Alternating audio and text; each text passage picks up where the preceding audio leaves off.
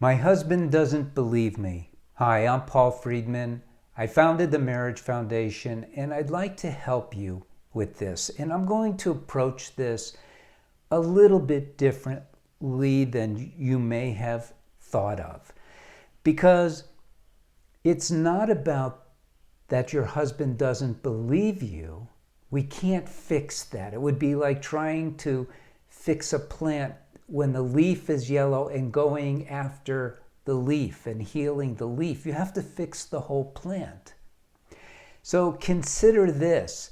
If your husband doesn't believe you, what that is suggesting is that your marriage isn't functioning the way it should, which means you should be very connected with each other so that when you speak, your husband does believe you. Not because you tell the truth all the time, not because you have nothing to hide, which is probably the case. And by the way, you shouldn't be revealing everything anyway about yourself. Marriage is a spiritual path that you take with your husband. It's a spiritual path because love is the very basis. It doesn't matter whether he believes you. What matters is that he believes that you love him. When you're expressing real love, which is a very deep spiritual principle, then he will believe you naturally. Do you know why your husband married you? You may say, well, because he loved me. We got along, we dated for a while. All of those things are true. But there is a deep reason, a subconscious reason why your husband married you. It's because all of us need unconditional love. We need it. Men need it, women need it. Unconditional love. We're spiritual beings, we're souls.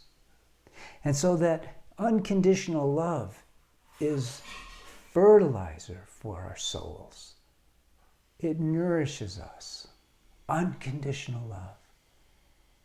Is your husband receiving that from you? When he's in your presence, are you expressing? Are you communicating unconditional love? Or are you leading just a mundane life where you're telling each other what happened, maybe bickering, maybe arguing about things, maybe laughing at some things, getting a glass of wine together or whatever? It doesn't make it. We have such poor education in our society when it comes to marriage. And it's pretty obvious why. You know, we live in a very material world. And we talk about things like, I married my soulmate, but then we don't live in that way. Even our weddings are so material. It's all about the dress, the ring, who's sitting where. You got to get back to the basics, meaning you got to get back to who you are. You're a soul. He's a soul. You married each other so that you could come together as soulmates and express that deep love and appreciation for one another and feed the fire of that love with the right kind of behavior, the right kind of thinking, the right kind of feeling, and avoid all of those things that would detract from love. And then your marriage will be incredible. And your husband will believe you because he'll be nurtured by you. Isn't that what you want? So how do you do that? How do you do that? There's so little information in our society. I used to be a divorce mediator. I can tell you that most of the information that is out there for marriage is wrong, plain wrong. The couples that I got to help them get a divorce, now this is 20 years ago, but they had done everything they could to keep their marriage together. And I got them because The people who sent them to me were the marriage counselors who failed them. Because marriage counseling doesn't focus on love. They talk about stupid things like sex. They talk about communication, how to argue better. None of those things work. So I've written a couple of books. If your marriage is really on the verge, you may need more. You may need to take the course for women. But probably that's not it. Now, you could write into one of our counselors. We started the Marriage Foundation as a nonprofit. So for free, you could write in to one of our counselors and get some advice if you need. The thing of it is, you can heal this. But much more than that. Think of this as the reason why you examined all of your marriage. Not just this one thing, but all of your marriage.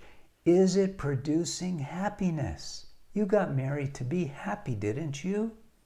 And your marriage should be producing more and more happiness every single day. You should be feeling closer and closer to your husband every single day. And he should be feeling the same with you. And it takes a particular kind of effort to achieve that. You need to learn what it takes. It doesn't just happen by itself. You know, it's a funny thing. Even if you buy a new dress, you know that it requires maintenance. You got to get it laundered or dry cleaned. You have to hang it in a special way. You got to take the wrinkles out with steam. It requires that. You have to be careful not to get stains on it. But you knew that when you get a new dress. But what did you know about marriage when you got married? What did you know that you had to do in order for your marriage to grow, to become better and better? They don't teach us that. It's not your fault. So now you get to learn it. Oh my God. You don't depend on the fates and the gods.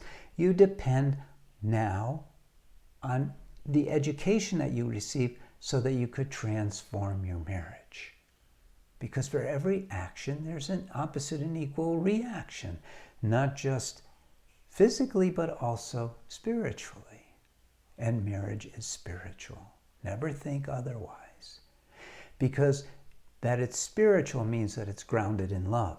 Love has no beginning, has no end. It produces ever new joy. And that's what you should be receiving from your marriage.